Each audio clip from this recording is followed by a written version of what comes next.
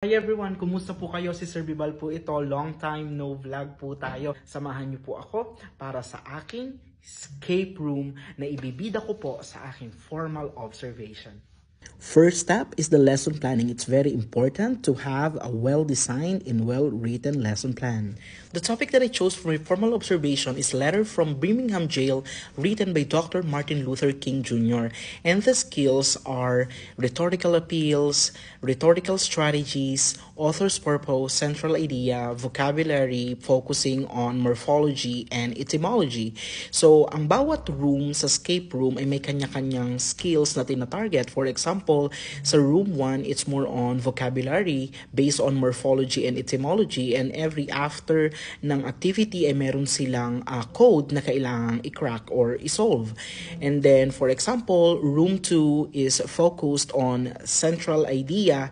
After din silang mag-identify ng mga central idea is meron din akong hinahanap na mystery word or phrase.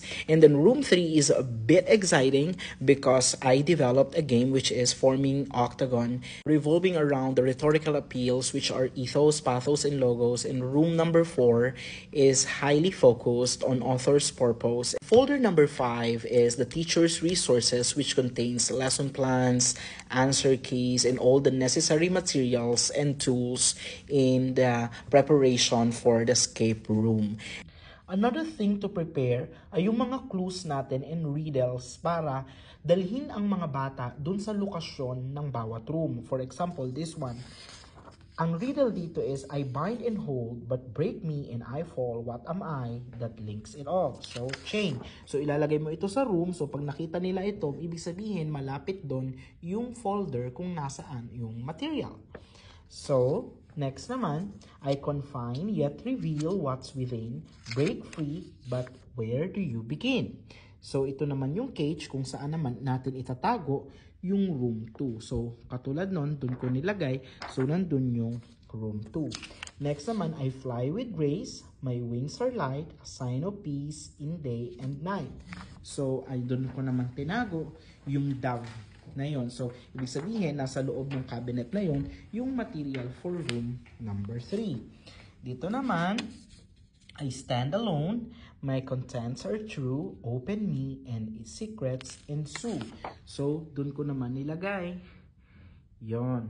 So, nandun naman yung room number 4. And lastly, 2 lines converge, a symbol of cause, what am I for the soul not lost.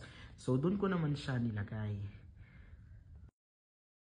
Siyempre, let's go and set up the room at nilagay na po natin ang ating mga ginawang chains.